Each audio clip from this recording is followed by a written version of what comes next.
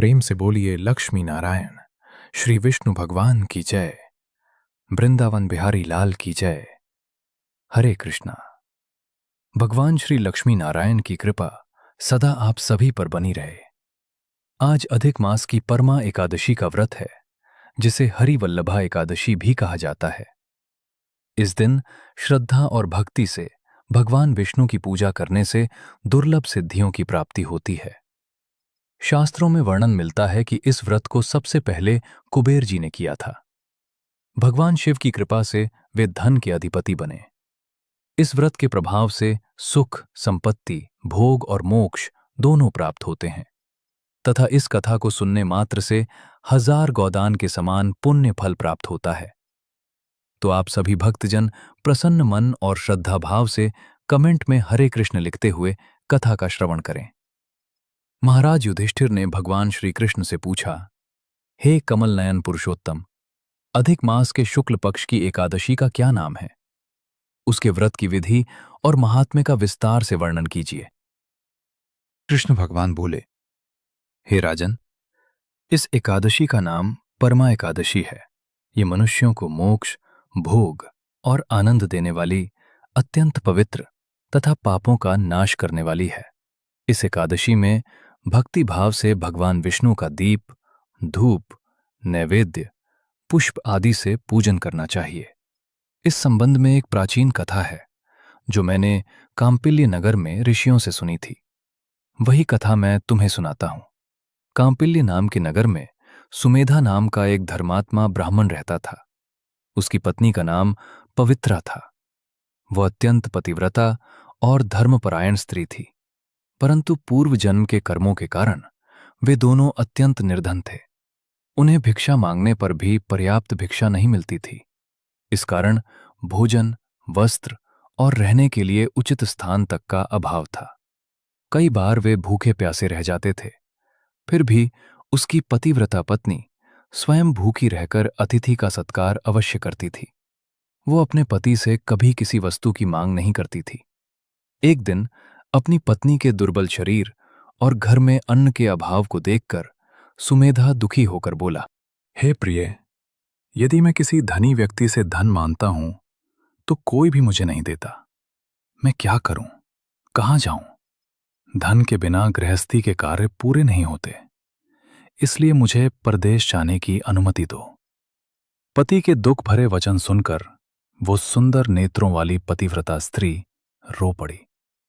उसने हाथ जोड़कर विनम्रता से कहा, हे स्वामी, संसार में मनुष्य को वही प्राप्त होता है जो उसने पूर्व जन्म में दान किया होता है।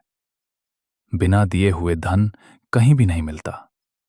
यदि कोई स्वर्णमय सुमेरु पर्वत पर भी चला जाए तो भी भाग्य से अधिक कुछ प्राप्त नहीं कर सकता। मनुष्य पूर्व जन्म में जो विद्या, भूमि, धन या अन्य वस्तुएं दान देता है, वही इस जन्म में उसे प्राप्त होती हैं। ब्रह्मा जी ने भाग्य में जो लिख दिया है वही मिलता है। और हे नाथ, मैं आपके बिना एक क्षण भी नहीं रह सकती। पति के बिना स्त्री का संसार में कोई सम्मान नहीं करता। माता पिता, भाई बंधु, सास ससुर और अन्य संबंधी भी पतिहीन स्त्री का आदर नहीं करते। लोग उसे भाग्यहीन कहकर निंदा करते हैं। अतः आप यहीं रहिए और जो कुछ प्राप्त हो उसी में संतोष मानिए। अपनी पत्नी के ऐसे मधुर और ज्ञानपूर्ण वचन सुनकर सुमेधा परदेश जाने का विचार त्याग बैठा। कुछ समय बाद भाग्यवश मुनियों में श्रेष्ठ कौंडिन्य ऋषि वहां आए। उन्हें देखकर सुमेधा अत्यंत प्रसन्न हुआ। वो अपनी पत्नी सहित दौड़ कर गया और बार बार प्रणाम किया। उसने बड़े आदर से ऋषि को आसन दिया, उनकी पूजा की और श्रद्धापूर्वक भोजन कराया।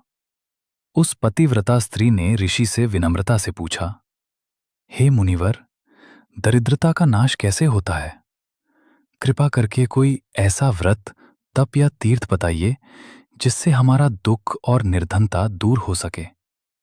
ऐसा सुनकर ऋषि बोले, हे सुशीले, पुरुषोत्तम मास के शुक्ल पक्ष में आने वाली परमा एकादशी का व्रत करो। इस व्रत से समस्त पाप, दुख और दरिद्रता नष्ट हो जाती है। ये भगवान विष्णु की भक्ति प्रदान करने वाली है। जो मनुष्य श्रद्धा से इसका व्रत करता है वो धन धान्य से संपन्न हो जाता है। विधि पूर्वक उपवास करके रात्रि में जागरण करना चाहिए। इस व्रत को सबसे पहले कुबेर जी ने किया था। तब भगवान शिव प्रसन्न होकर उन्हें धन का स्वामी बना दिया। इसके बाद राजा हरिश्चंद्र ने ये व्रत किया और अपना खोया हुआ राज्य, ऐश्वर्य, पत्नी, पुत्र पुनः प्राप्त किया। प्रेम से बोलिए श्री लक्ष्मी नारायण भगवान की जय। वृंदावन बिहारी लाल की जय। हरे कृष्ण कृष्ण कृष्ण हरे हरे, हरे राम राम राम हरे हरे। श्री कृष्ण भगवान बोले, हे पांडव, इतना कहकर महर्षि कौंडिन्य अत्यंत प्रसन्न हुए और उन्होंने सुमेधा तथा उसकी पत्नी को परमा एकादशी व्रत की संपूर्ण विधि विस्तार से समझाई। साथ ही पंचरात्रि व्रत का महात्म्य और उसका अनुष्ठान भी बताया। उन्होंने कहा, हे ब्राह्मण, ये पंचरात्रि व्रत अत्यंत पुण्यदायक है। इसके अनुष्ठान मात्र से मनुष्य को भोग और मोक्ष दोनों की प्राप्ति होती है। परमा एकादशी के दिन प्रातःकाल नित्य कर्मों से निवृत्त होकर स्नान आदि करें और अपनी शक्ति के अनुसार पंचरात्रि व्रत का संकल्प लें। जो मनुष्य स्नान करके 5 दिनों तक निर्जल रहकर व्रत करता है वो अपने माता पिता तथा पत्नी सहित विष्णु लोक को प्राप्त होता है। जो व्यक्ति 5 दिनों तक स्नान आदि करके विधि पूर्वक ब्राह्मणों को भोजन कराता है उसे समस्त मनुष्यों को भोजन कराने के समान पुण्य प्राप्त होता है। रात्रि होने पर दोनों ने जागरण किया, भगवान विष्णु के गुणों का गान किया, भक्ति भाव से हरि नाम का संकीर्तन किया। इस प्रकार उन्होंने पूरे नियम और श्रद्धा के साथ पंचरात्रि व्रत संपन्न किया।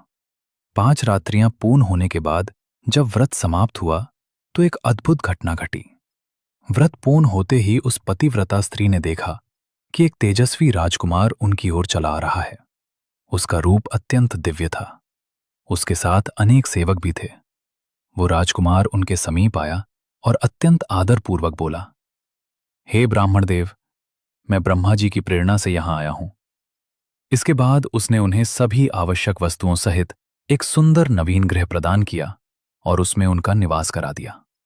कुछ समय बाद उसी राजकुमार ने सुमेधा की तपस्या और व्रत से प्रसन्न होकर उनकी जीविका के लिए एक पूरा ग्राम भी दान कर दिया।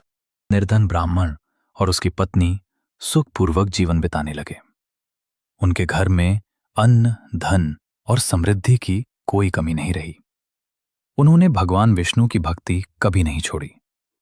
वे सदैव धर्म के मार्ग पर चलते रहे। श्री कृष्ण भगवान ने कहा, हे युधिष्ठिर, अधिक मास के शुक्ल पक्ष की परमा एकादशी का आदरपूर्वक व्रत करने से वे दोनों समस्त पापों से मुक्त हो गए। उन्होंने इस संसार में अनेक सुखों का भोग किया और अंत में विष्णु लोक को प्राप्त हुए। इसके बाद भगवान श्री कृष्ण ने कहा, जो मनुष्य इस दुर्लभ मानव शरीर को प्राप्त करके भी अधिक मास में भगवान विष्णु का एकादशी व्रत नहीं करता, वो 84 लाख योनियों में भटकता हुआ अनेक प्रकार के दुख भोगता है। मनुष्य जन्म अत्यंत दुर्लभ है। ये महान पुण्यों के प्रभाव से प्राप्त होता है। इसलिए मनुष्य को सदैव धर्म और भक्ति में लगे रहना चाहिए। भगवान आगे बोले, जो कोई पुरुष या स्त्री अधिक मास के शुक्ल पक्ष की परमा एकादशी का व्रत श्रद्धा और विधि पूर्वक करता है तथा पंचरात्रि व्रत का पालन करता है, वो इंद्र के समान दिव्य भोगों को प्राप्त करता है। इसके बाद वो तीनों लोकों में पूजित होकर अंत में विष्णु लोक को प्राप्त होता है। भगवान श्री कृष्ण के मुख से ये महात्म्य सुनकर राजा युधिष्ठिर अत्यंत प्रसन्न हुए। उन्होंने अपनी पत्नी द्रौपदी तथा अपने भाइयों सहित परमा एकादशी का व्रत किया। उस व्रत के प्रभाव से उन्होंने अनेक प्रकार के सुखों का भोग किया और अंत में भगवान विष्णु के बैकुंठ धाम को प्राप्त हुए। हे भक्तों, इस परमा एकादशी व्रत कथा को श्रद्धा से सुनने मात्र से 1000 गोदान का पुण्य फल प्राप्त होता है। तो प्रेम से बोलिए श्री राधा कृष्ण भगवान की जय। वृंदावन बिहारी लाल की जय। तुलसी शालिग्राम भगवान की जय। एकादशी माता की जय। प्रिय भक्तों, कहा जाता है कि भगवान विष्णु की परम प्रिय माता तुलसी हैं। जब तक तुलसी माता की कथा का श्रवण नहीं किया जाता, तब तक कथा अधूरी मानी जाती है और व्रत का पूर्ण फल प्राप्त नहीं होता।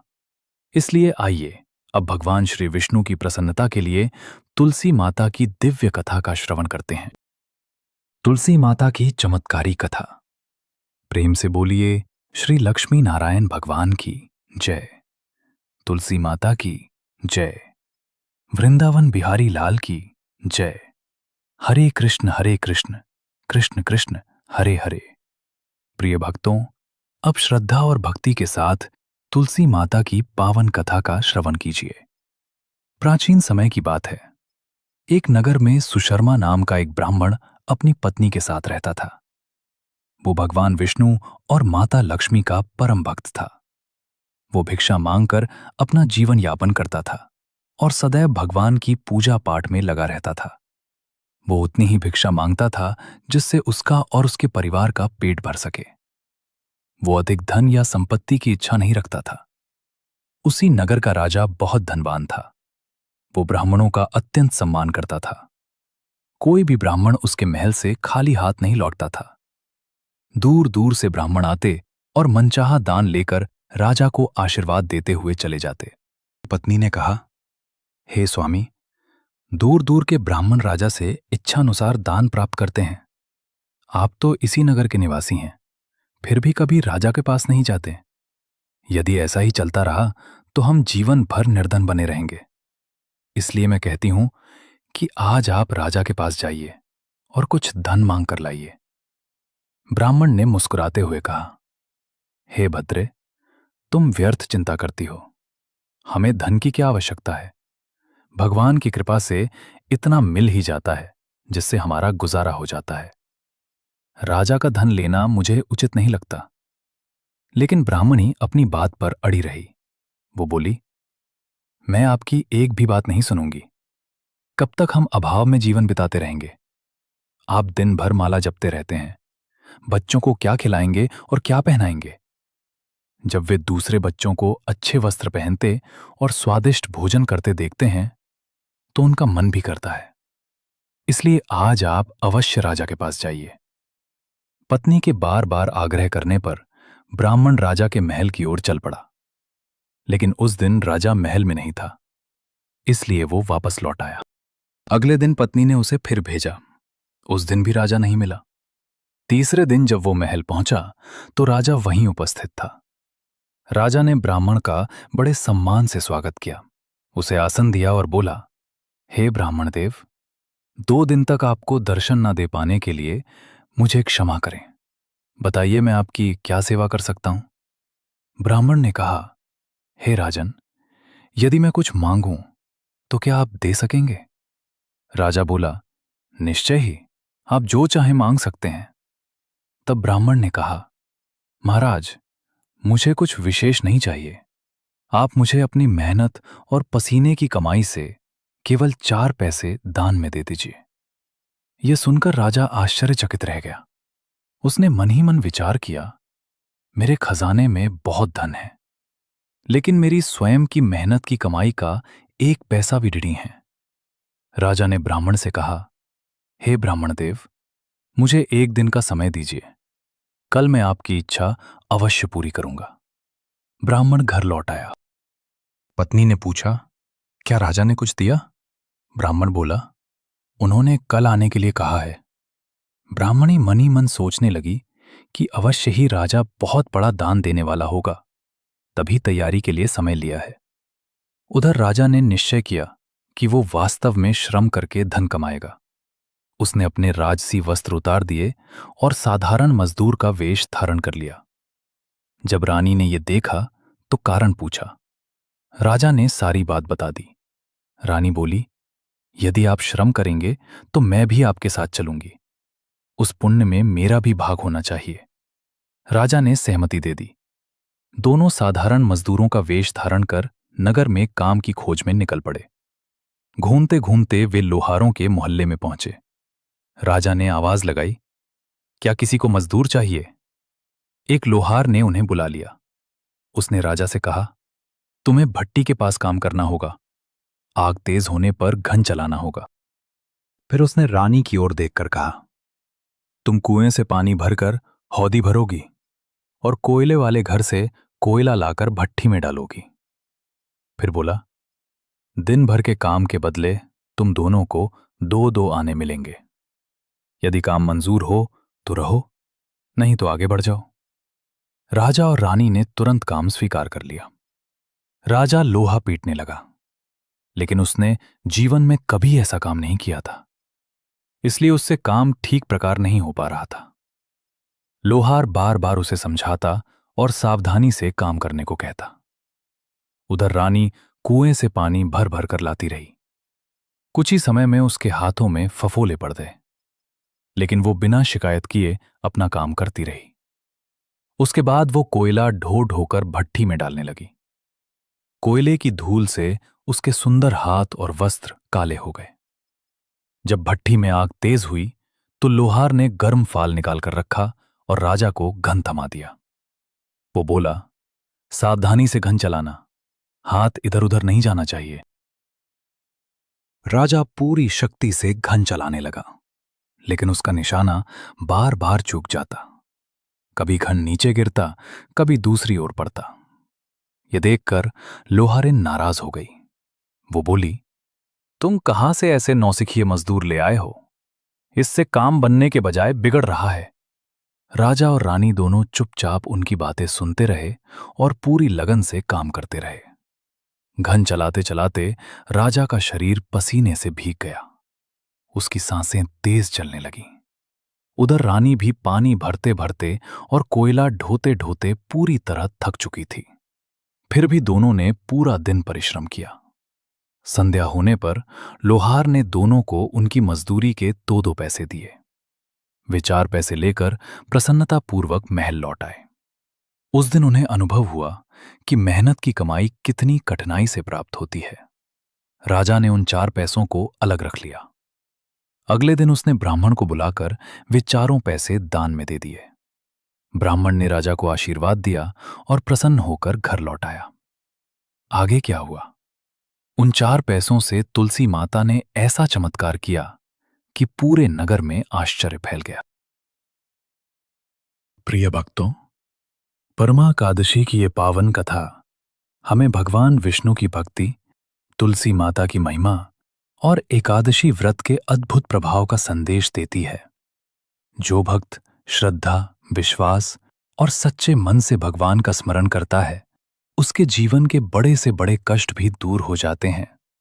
भगवान की कृपा से निर्धनता दूर होती है, सुख समृद्धि आती है और अंत में मोक्ष की प्राप्ति होती है। भगवान श्री हरि, माता लक्ष्मी, तुलसी माता और एकादशी माता की कृपा आप सभी भक्तों पर सदैव बनी रहे। सच्ची भक्ति और संतोष का फल अवश्य मिलता है। भगवान के नाम, व्रत और दान का कभी भी अनादर नहीं करना चाहिए। तुलसी माता और भगवान विष्णु की सेवा करने से जीवन में सुख और कल्याण प्राप्त होता है।